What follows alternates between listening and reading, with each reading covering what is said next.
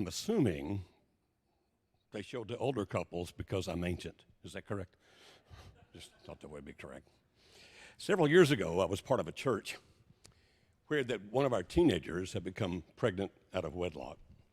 She was not yet showing, so people didn't know at this point, but she actually addressed the church and told us that she was sorry that she had done what she had done and asked that not only would God forgive her, but would her brothers and sisters in Christ forgive her. And, of course, people wrapped her up afterwards, hugging her, loving her, those kinds of things. And so some of the ladies in the church decided they would do a baby shower for her. And then one of the men in the church said, no, that cannot happen. And I asked him why, and he said, because you don't give parties for sinners. I said, can I bring the Bible into this? Because there's a passage in the Gospel of Luke. Jesus told 3 stories there. He told a story about a lost coin, he told a story about a lost sheep, and he told a story about a lost son. So this is the way it reads in Luke chapter 15. He, meaning Jesus, also said a man had 2 sons. The younger of them said to his father, Father, give me the share of the estate I have coming to me. So he distributed the assets to them. Not many days later, the younger son gathered together all he had and traveled to a distant country where he squandered his estate in foolish living. After he had spent everything, a severe famine struck that country, and he had nothing. Then he went to work for one of the citizens of that country, who sent him into his fields to feed pigs. He longed to eat his fill from the pods that the pigs were eating, but no one would give him anything. When he came to his senses, he said, how many of my father's hired workers have more than enough food? And here I am dying of hunger. I'll get up. I'll go to my father and say to him, Father, I have sinned against heaven and in your sight. I'm no longer worthy to be called your son. Make me like one of your hired workers. So he got up and went to his father. But while the son was still a long way off, his father saw him and was filled with compassion. He ran, threw his arms around his neck, and kissed him. The son said to him, Father, I've sinned against heaven and in your sight. I'm no longer worthy to be called your son. But the father told his servants, quick, bring out the best robe and put it on him. Put a ring on his finger and sandals on his feet. Then bring the fatted calf and slaughter it. And let's celebrate with a feast, because this son of mine was dead and is alive again. He was lost and is found. So they began to celebrate. Now, his older son was in the field. As he came near the house, he heard music and dancing. So he summoned one of the servants, questioning what these things meant. Your brother is here, he told him, and your father has slaughtered the fattened calf because he has him back safe and sound. Then he became angry and didn't want to go in. So his father came out and pleaded with him. But he replied to his father, look, I've been slaving many years for you, and I have never disobeyed your orders, yet you never gave me a goat so that I could celebrate with my friends. But when this son of yours came, who has devoured your assets with prostitutes, you slaughtered the fattened calf for him. Son, he said to him, you're always with me, and everything I have is yours. But we had to celebrate and rejoice, because this brother of yours was dead and is alive again. He was lost and is found. And so when I read that passage to the man, although he had known it from his youth, he said, well, I guess maybe we do give parties for sinners. Well, yes, when they come back to God, it's a thing to rejoice about. You might be thinking, what in the world? I thought you were supposed to be some kind of a marriage expert, and here you're talking about what we in the Bible refer to as the prodigal son. Well, the reason for that is, have you yet figured out that every one of us is flawed and imperfect? Anybody figure that out yet? There's none that is righteous, no, not one. Romans chapter 3, verse 10. We have all sinned and fallen short of the glory of God. Romans chapter 3, verse 23. We are sinners. And when we come together as a body of believers, we come together as sinners saved by grace. Now, sometimes people can be good long enough that somehow they begin to think, I deserve this. I deserve God's forgiveness. I deserve being a leader in the church. I deserve people loving me and wanting to be around me. And yet, most of us, if we have not done as did the prodigal, have wanted to do as the prodigal, in the sense that we have fantasized and thought about things we wanted to do that we know are not of God. Now, many, many years ago when I was a young man, this was sometime in the late 1800s, I went to the Bible camp for the first time in my life. I had not grown up as a Christian. I became a Christian my senior year in high school. And so as a young minister, I'd go to the Bible camp, and in our particular Bible camp, they would have an evening service. And after the evening service, some of the teenagers would want to be immersed, to be baptized. And they always picked a younger preacher to do that because it got cold at night, and if somebody got pneumonia and died, they wanted it to be the young guy who didn't really have much value to begin with. And so I was the designated baptizer that night. And several people, several teenagers wanted to be immersed, and I immersed them. And now I'm wet. I want to run back to my little cabin over there and put on some dry clothes when this teenage girl stopped me and said, I really need to talk to you. And I said, that's fine. I'll be back in about 5 minutes. She said, no, I've got to talk to you now. So we pulled up a couple of inner tubes, had a seat. I said, what is it? She said, I'm the biggest sinner on the planet. Wow. What have you done? She said, nothing. Okay, we need to back up here because I think I got lost in this conversation. You are the biggest sinner on the planet. She said, yes, but what have you done? She said, nothing. Okay, then help me understand this. She said, that's what I want to do. And then without getting too graphic, she explained what she wanted to do that she had not yet done. And she said, that makes me the biggest sinner on the planet. And so I'll ask you, based on people sometimes actually fantasizing about, thinking about something that they might want to do that they know is wrong, you think she's the biggest sinner on the planet? Anybody think that you could be in the running for that position? In other words, prodigals. And so in this particular case, this young man got pretty greedy. Now, understand that since he was the second son, he didn't get the lion's share of the estate. He got less than his older brother would get. But his older brother actually got some benefits financially from the decision the boy made. So when he said, give me my share of the estate, then the father gave both the boys their shares. Now, so the older son got a lot more, and then the younger son got his. And it didn't take long because now he had that wealth, he now had the opportunities, and he took off. And he winds up wasting all that money.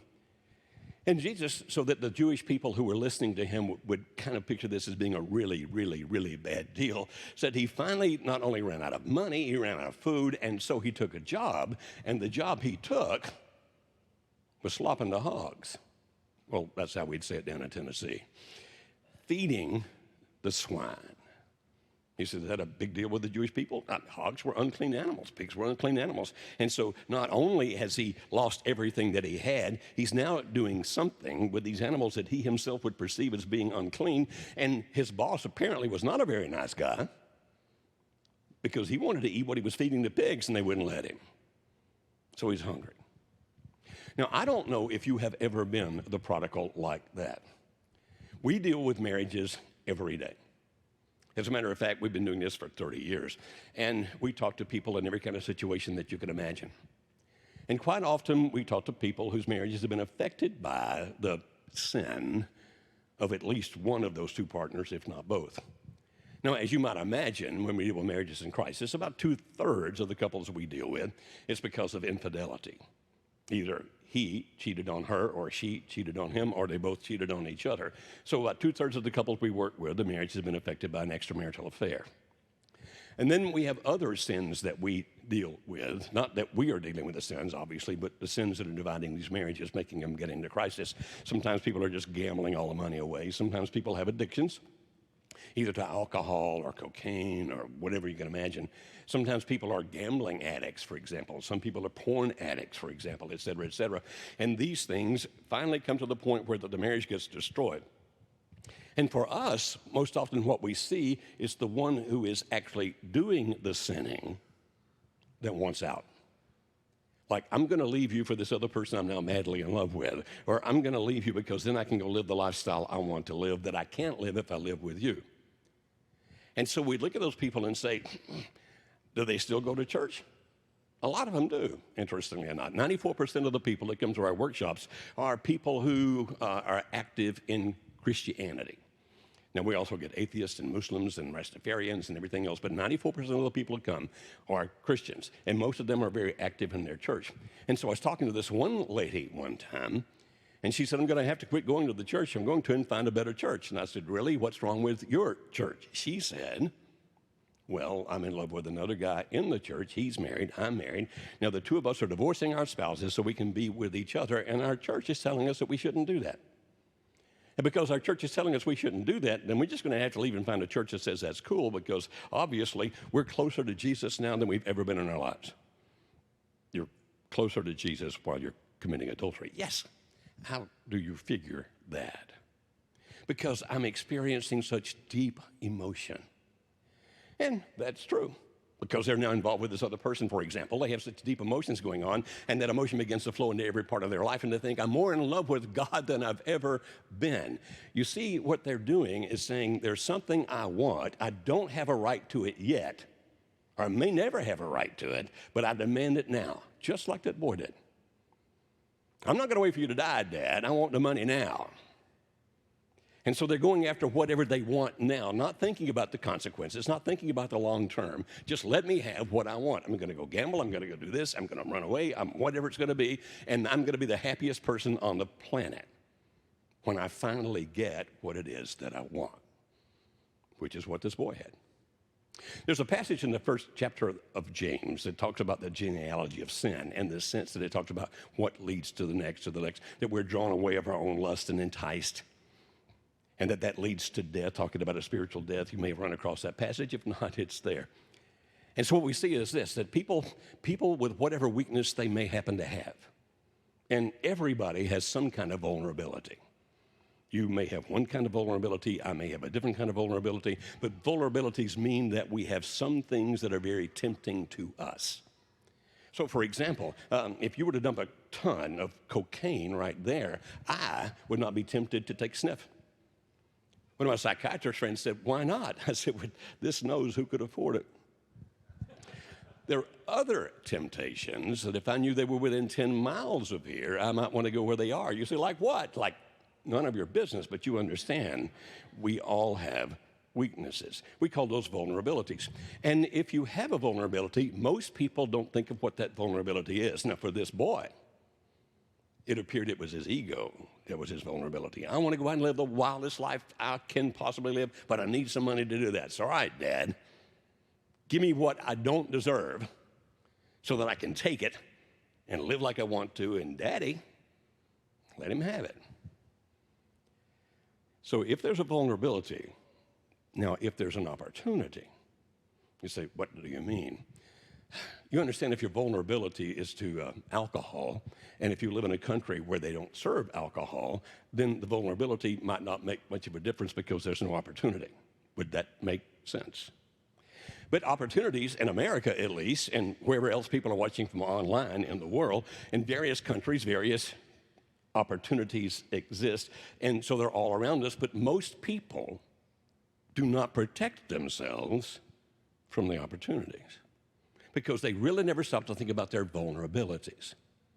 And so opportunities are all around us, and then things start to happen. Now, unfortunately, in my life, many years ago, this was back in the early 1980s, before most of you guys were even alive, one of my vulnerabilities has to do with the fact that I grew up in a home with an alcoholic father.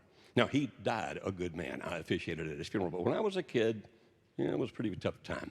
And one of the things that developed with me and as a vulnerability is if anybody paid attention to me, affirmed me, I would just eat that up and gravitate toward it.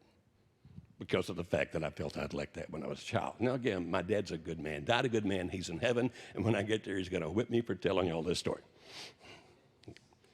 So here I am as a minister for a church in Montgomery, Alabama, and a woman walks in my office of pastoral counseling. Physically, she's stunningly pretty. Intellectually, she is extremely bright, very intelligent. Emotionally, she actually comes in, and I feel good that she's paying attention to me, but I'm not thinking anything bad can happen because we're good people. We go to church together. But you see, at some point, somebody came to me in that church, this was Montgomery, Alabama, and said, Brother Beam, it does not look good that young woman keeps coming to your office. Did y'all hear my Montgomery accent? Is that not cool? So I said to her, you must understand that people don't understand that we're just friends, so we need to start meeting someplace else. So vulnerability leads to opportunity. What do you think happens next? Probability. Now, as a matter of fact, I would say it this way. The first time you make whatever you're doing a secret, you have crossed the boundaries. If you're gambling the money and it's now a secret, if you're drinking and you keep it secret, if you're watching the porn and it's secret, you see, when it becomes secret, you've already crossed the boundaries, which eventually led for us into a much worse situation. It didn't happen over time. I mean, it didn't happen rapidly. It happened over time. It gradually occurred, and I violated one of the 10 most important commandments in my life. Well, obviously, so did she. And eventually, I was caught. And for some reason, the church terminated me. Can you imagine? By the way, that was supposed to be funny. What's wrong with you guys?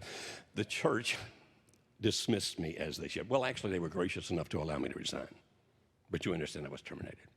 And then I went into a lifestyle for 3 years, going places I never thought I'd go, doing things I never thought I'd do, saying things I never thought I'd say. You say, well, did you wind up marrying her? No, I did wind up divorced from my wife. But then this woman disappeared out of my life, as typically happens in those kinds of situations. And so I began to have a lot of pain because now the vulnerability that led me to yield to that temptation was feeling affirmed. And now I felt rejected by everybody on the planet. But I'd grown up watching how to deal with pain. Because when I was a boy, my dad dealt with his pain by drinking. And so I started drinking. To begin with, it didn't take much. I mean, I had a couple of beers when I was in high school, but I'm now about 35 years old. And it didn't take much to begin with, but you can build up a tolerance really fast. To the point where I would buy this really, really cheap vodka because I'm out of money. And I'd buy this really, really cheap vodka called Popov. I think they may even still make this stuff. It's basically rot gut. And I would buy 100 proof, which meant it was 50% alcohol. And then I'd buy a quart of orange juice, and I'd mix that bottle with a quart of orange juice, and I would drink that stuff. It tasted awful, but I never did like the taste of it, ever. But I wasn't drinking for pleasure. I was drinking to get drunk. And I finally got to such a tolerance level, I would drink that and then go out drinking. Well, the story gets pretty bad. Don't have time to tell you all of it. But finally, my brother, my younger brother, actually most of my brothers, but particularly my young brother, came to rescue me. And so I started working for them over in South Carolina. And then one day I decided I wanted to go back to church again. And so I went and sat on the very back row because I felt unworthy to be there. And when some of the people realized who I was, because the story had traveled through our brotherhood, then some of them were very unhappy that I was actually in their church. What? One guy looked at me and said, "You want to be forgiven, right?" Very much so. Well, you can't have your cake and eat it too. What cake do you think I had? Well, you went off and did this, and I hear you've been living like that, so you had your cake. Okay, if you think that a person can't have their cake and eat it too, then you've never been a prodigal, because if you've been a prodigal, you know this for sure. There ain't no cake. There's some things that at the beginning appear to be very fulfilling and very satisfying. Like the woman who wants to leave her husband to be married to the man who's going to leave his wife to begin with. Oh, we're going to be wonderfully happy together. It's going to be a tremendous life together. It's going to be everything we want it to be. And actually, in the social sciences, we call that a focus illusion. You think it's going to do one thing for you, but it's going to wind up doing a very different thing for you. And one day you're going to wake up and look around and go, what have I done? I don't have anything. The friends I used to have, many of them don't want to be my friends anymore. In my case, the wife and children I used to have, she's not my wife anymore. They're still my children. I see them every weekend, but she's now dating somebody else. The profession I once had of serving God as a minister, that's not going to happen again either, et cetera, et cetera, et cetera. And one day you just kind of come to yourself and think, I'm in a pig pen. But it's a pig pen of my own making.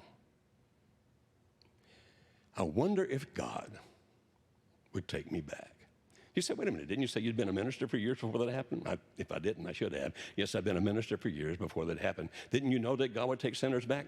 I knew that in the sense that I preached it. But now I was going to be testing whether I really believed it. I remember years before when I was actually a minister in Evansville, Indiana, I used to do a Sunday morning call-in Bible question and answer program on the #1 rock and roll station in town.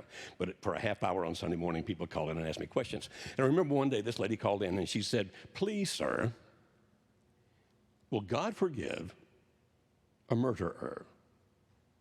There was something in her voice. I said, are you telling me that you killed someone? She said, yes. Something in her voice, are you telling me that you murdered someone? She said, yes. I murdered a man. I was convicted. I have served more than 20 years. I'm finally out of prison. I have gone from church to church to church. I've been to the Catholic Church. I've been to the Protestant churches, the Baptist, Methodist, Church of Christ, Christian Church. I've gone to every kind of church I can imagine, and I've asked every one of those ministers or priests, will God forgive a murderer? And so far, she said, they have all said no. Now, I knew when I heard that they had not said no. But it was very obvious that that's what she believed. She believed they said no because of her own guilt. And when I tried to explain to her that God's grace is bigger than any sin, talking about Romans chapter 5 and 6 and 7, talking about those things in God's grace being bigger than every sin, I could tell I wasn't making any progress with her. And now, years later, I'm in the pig pen, wondering the same thing, although I didn't murder anybody. But wondering, a guy who knew better, a guy who preached better, can God forgive him? So intellectually, I knew the answer to that. Yes, God forgives. Emotionally, it was like, how? How could he do that after all the people that I've hurt? Well, by the grace of God, he did. I never intended to speak for churches again. I never wanted to speak for churches again. But Alice and I finally remarried. I called her one day and said, would you be willing to take me back? She said, you know, I'm already dating somebody else. I understand that. She said, you fall in love with me again? I said, no, but hey, I don't hurt you. I don't hate you anymore, so we've made progress. Why do you want to marry me? And I said, I just think it's the right thing to do. She said, I'll need a couple of weeks to think about this. And so she asked everybody she knew. She asked the church leaders, she asked her friends, she asked her parents, she asked her brothers, her sister. What should I? And every single one of them said, no, don't marry him again. You can never trust him again. Her very best friend said, if you marry him, I'll never speak to you again. Oh, by the way, Alice married me, and her best friend never spoke to her again. Alice and I have been married 36 years this time, so I don't think the woman's ever going to speak to Alice again. You say, so what's your point? She was thinking, the best friend, Alice, I've stood by you through thick and thin. I've heard your pain. I've cried with you. I have held you when you were scared. I've done all these kinds of things. But if you go back to Joe, then it's like I don't count anymore. And so therefore you can't forgive and take him back because I'm more important than he. You said she really thought like that? Do people really think like that? Did you hear the story? Where the older brother said, wait a minute. You see, up until the older brother heard what was going on, everybody was happy. The servants were happy. The father was happy. The fattened calf wasn't very happy. But everybody else was happy until the brother found out, and it was like, wait a minute. Why are you doing that for that heathen? I've been here the whole time. So Jesus tells the story so that people in his time and forevermore would know God's happy you're with him. But he wants to reach those who are without him. And the angels have a party. We didn't go through all that passage. The angels have a party when the wanderer comes home, when God forgives. Can't tell you the number of times that since then God has given us the opportunity to help rescue ministers, for example, who get in trouble. And I remember one of them called me one day, and he said, would you tell me about the party again? Why? Because I don't think people around here are very happy with me. And I said, they probably aren't. But you understand God has grace and mercy for them too. What matters now is that you understand the story. Will God forgive you? In the story, of course, the father represents God. And did you notice it said, when the young man was still a ways off, how would he see his son that far off? Well, if you've been to that part of the world, you know it's pretty flat, so that part's not too bad. But why would he be looking a way off? It's almost as if you can imagine this father every day going out and looking down the road thinking, maybe, today is the day. There used to be a sermon that preachers would preach in revivals. The title of the sermon, Will God Run? And they would tell the story of the prodigal son. He will. Towards you. All he has to see is you turning toward him. And God will run towards you. Is he willing to forgive you? Absolutely.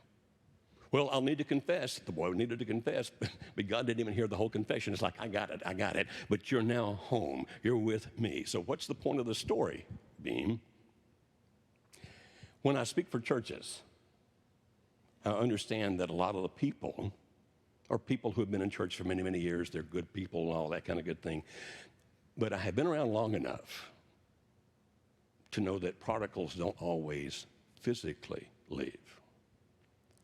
Sometimes prodigals have spiritually left, or mentally or emotionally left.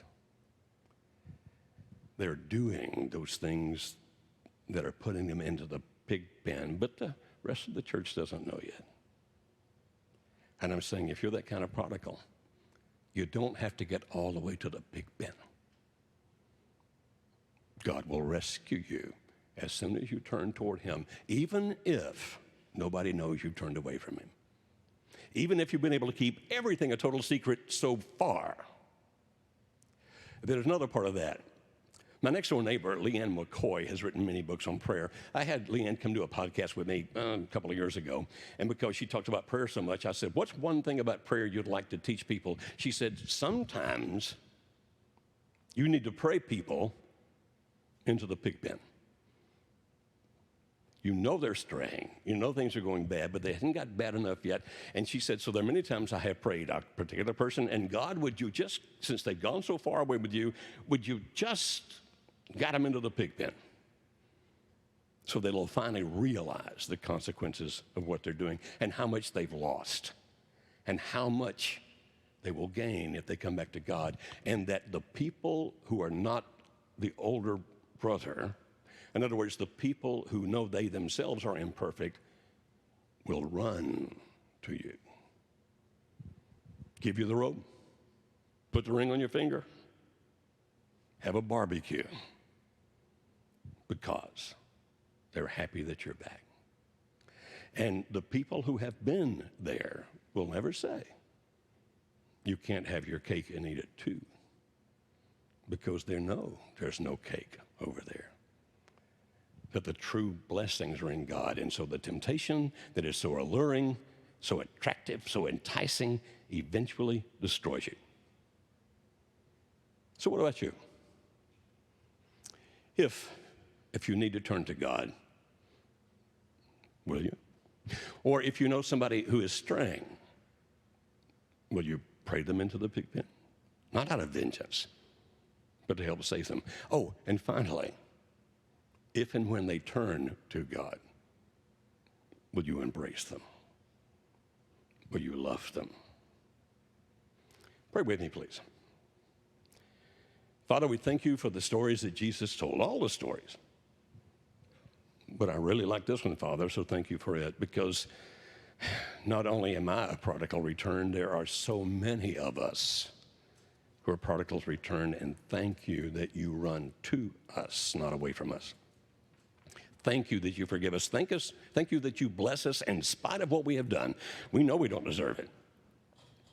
And therefore, we are very, very happy to have your mercy, and so very happy to have your grace.